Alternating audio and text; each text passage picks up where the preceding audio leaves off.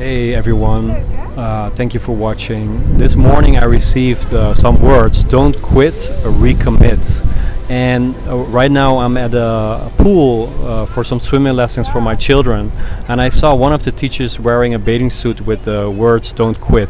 So I really felt stirred by the Holy Spirit to share this with you all, because I want to tell you, don't quit but recommit. We're in a post-pandemic period.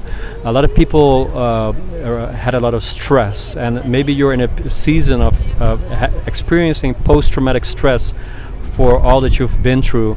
I had an image and I saw a child covered beneath debris of trauma, a lot of mess and trash, and beneath it an inner child crying out for help.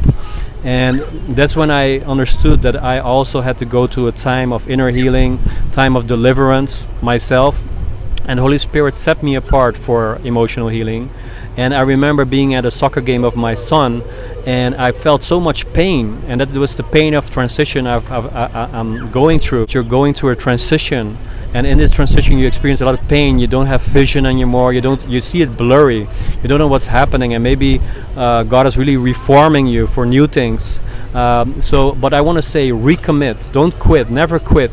Recommit your life to Jesus Christ. Recommit your life in intimacy with the Holy Spirit and with the Father, and recommit your life as an entrepreneur, as a businessman, as a creative, in every sphere of life, every mountain. You can call it mountain as well. Every one of those seven spheres of life in this world, recommit. Because I just sensed the Lord saying this.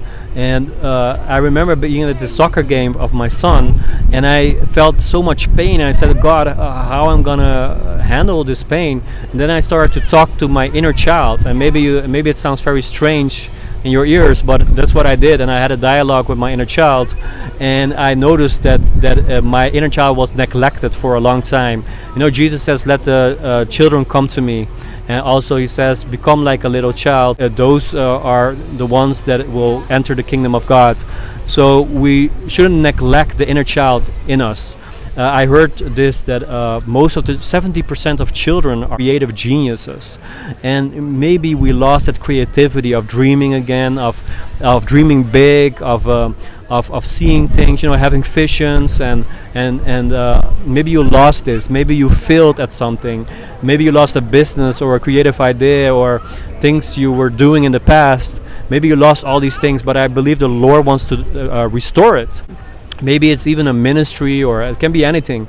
But don't quit, recommit. Also, maybe you build a reference frame for yourself in these times, but you're sensing that you need to build again, but you have a reference frame of trauma or pain.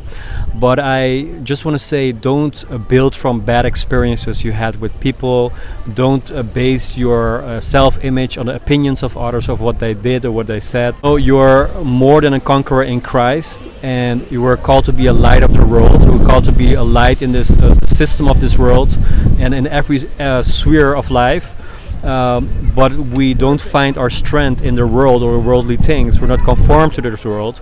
We find our strength in Christ, because we're more than conquerors in Christ, and in Christ we're made perfect. I had a vision of me being in Christ, literally in the person of Jesus, and it was like I was in a palace, I was in the kingdom, and I saw everything I have in Him. Everything was in Him: wealth, health, protection, provision, redemption, freedom.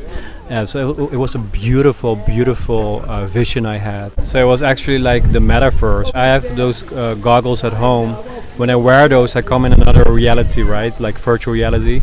So it was like I was wearing those goggles and looking around and seeing everything I have in the kingdom, everything I have in Jesus, because in Him is everything. In Him I saw that I have everything I need already.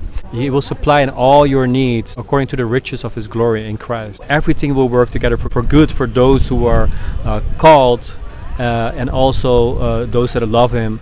So just know that everything will work together for good, and keep on failing forward. It doesn't matter if you failed once or failed twice. You can keep on going, because the Bible says the righteous fall 7 times but stand up again. So I just want to say, build from a reference frame that's built on faith. You know, don't build from bad experiences, but build from faith in Jesus. Keep your eyes on Him. And I believe the Holy Spirit will give you a new vision. He will set you apart for healing, for some emotional healing, some maybe spiritual healing. But please let that happen. You know, God is the potter, we're the clay, but we need living water in order to soften our hearts again. Because when clay is reformed, it needs water to be softened, right? So that's what I see. We need the living water, the life in the Spirit, life in the Holy Spirit, surrender to the Holy Spirit, in order for the potter, God, to reform us again, because He's doing a new thing. Beginning of this year, I received the words "new now," and there's a new wine, there's a new season. It's gonna be completely new for your life. So receive that newness and walk in it in this transition, in the midst of the pain of transition. Keep on going. Don't quit, recommit, and that's what I wanted to share with you. So be blessed by this. May the grace of our Master Jesus Christ, the extravagant love of our Father, and the intimate friendship of the Holy Spirit be with you always. In Jesus' name, bye-bye.